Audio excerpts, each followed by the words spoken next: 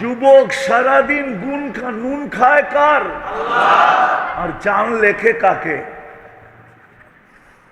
ও তো একবারও এই কথা লেখে না, আল্লাহ তুমি আমার জান।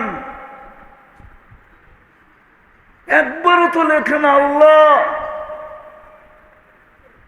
ইউ আর মাই জান, তুমি আমার জান, একবারও তো বলে না। ও তো সারাদিন জান শতবার লেখা মেসেজ করতেছে। আফসোস তো এটাই, ভাবেন বেশি দিন এখানে থাকা যাবে না, বেশি দিন থাকা যাবে না। আর এইখানে মন চাইলেও বেশি খাওয়া যায় না। উদাহরণ দিমু, রাগ হবেন না তো? আপনার ঘরেই আপনি ডেলি 5 বেলা খায়া দেখেন, গড়ালারা কইব কবের থেকে রাক্ষস হইলা। আপনারটাই, আপনার কামাই, আপনার পয়সাই, ডেলি ঘরে 5 বেলা খান, গড়ালারা কি বলবে? পেট না কি? তুমি রাক্ষস হইলা কবের থেকে? ওরা 5 বার খান, এটাও পছন্দ করে না। করে পারবেন 5 বার খাইতে? চাইলেও তো খাইতে পারবেন না। কেন? সবাই বলবে এটা রাক্ষস হইল কবে। মানলাম আপনার ঘরে কাপড়ের অভাব নাই, ডেলি 4 বার চেঞ্জ করেন, 2 দিন 3 দিন 1 সপ্তাহ পরে সবাই আপোষে বলতে থাকবো সমস্যা হইল নাকি?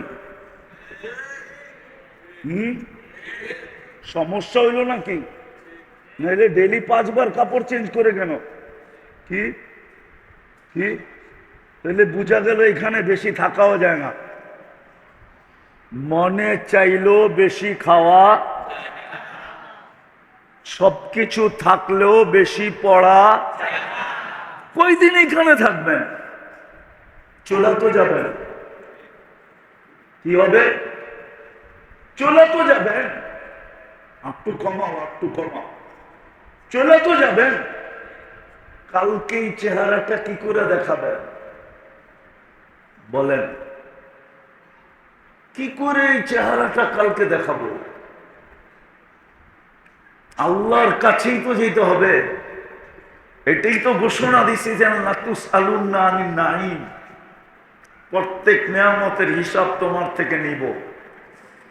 যদি তুমি হিসাব মিলায়া না আসলে,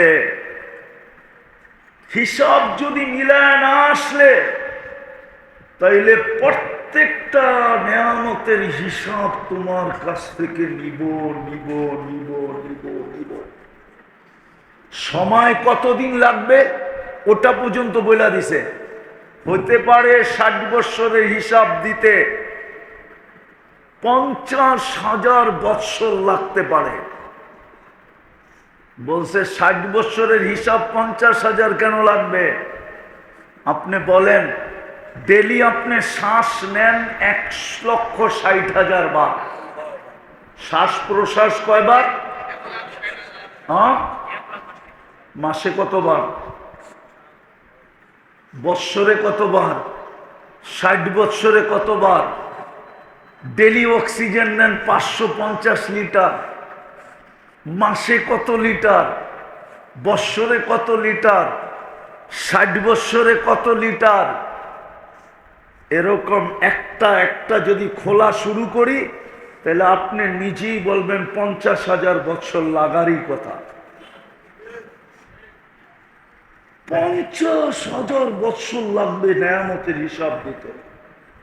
যদি নিতে শুরু করলেন, আজকে যদি আমি না জমাইলাম, যাক আমি কথা গুছায় নিয়ে আসতেছি। মানুষের স্বভাব থাকা সত্ত্বেও উচিত ছিল সবচেয়ে বেশি আল্লাহর কাছে হওয়া। কেননা 24 ঘন্টায় আমরা আল্লাহর মুহতাজ সবচেয়ে বেশি। শ্বাসে শ্বাসে মুখাপেক্ষী, কদমে কদমে মুখাপেক্ষী, মুহূর্তে মুহূর্তে মুখাপেক্ষী।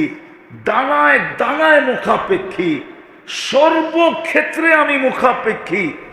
উচিত ছিল আল্লাহর কাছে হওয়া, কিন্তু আফসোস মানুষের পিছে তো দৌড়াইতে পারি, স্বার্থের কারণে মানুষের পিছে তো দৌড়াইতে পারি, জুতার পরে জুতা ক্ষয় করতে পারি, মাসের পর মাস দৌড়াইতে পারি, নিজেকে বিলীন পর্যন্ত করে দিতে পারি। অথচ আফসোস, কাছে করার জন্য আল্লাহ ডেলি 5 বার ডাকে। কয়বার? আল্লাহ কেন ডাকে? নামাজের জন্য। কি বলেন আপনারা? নামাজের জন্য ডাকে? আমাদের নামাজ কি? রাগ হয়ে যাবেন? বলমু এইখানে একজনও নাই আলেম ওলামা ছাড়া যে 2 রাকাত নামাজ কোন হুজুরের কাছে যায় এই কথা বলছে, হুজুর আমি 2 রাকাত নামাজ পড়ব, আমারটা সঠিক না ভুল আপনি 2 রাকাত পড়ার পরে আমাকে লেখা দিবেন। এরকম সত্যায়িত এখানে 2 রাকাত নামাজ পড়া কেউ করেন নাই। করছেন? তাহলে আপনি কি নামাজ পড়েন? আজ পর্যন্ত তো সত্যায়িতই করলেন না। প্রতি মাসে তো চেক আপ করেন, বৎসরে 1-8 বার তো করেন। ডায়াবেটিস আলারা তো 3 মাস পর পর র্যান্ডম দেখে যে 3 মাসে আমার ডায়াবেটিস গড়ে কত ছিল, ওটা তো ডাক্তাররাই বলে। 6 মাস পরে পরে আপনি টেস্ট করেন ডায়াবেটিসের কারণে আপনার কিডনি কোনো সমস্যা হইতেছে কিনা, এইগুলো তো চেক করতেছি পয়সা দিয়া। বিনা পয়সায় কোনো হুজুরের কাছে তো যায় দাঁড়ায়া 2 রাকাত নামাজ পড়া আজ পর্যন্ত সত্যায়িত করলাম না। তাইলে বলেন আমার নামাজটা কিরকম?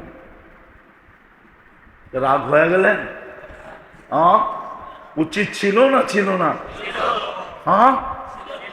আল্লাহ শুধু নামাজের জন্য ডাকে না, প্রতিদিন 5 বেলা ডাকে কাছে করার জন্য।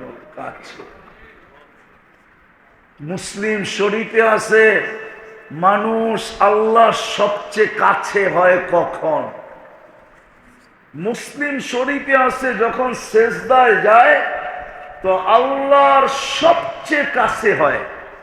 আর কোরআনও বলে ওয়াসজুদ ওয়াক্তারিব, তুমি যদি আল্লাহর একবারে কাছে হইতে চাও তো সেজদায় যাও। কেননা সেজদায় মানুষ আল্লাহর কাছে হয়। ওই কাছে করার জন্য, বন্ধু বানানোর জন্য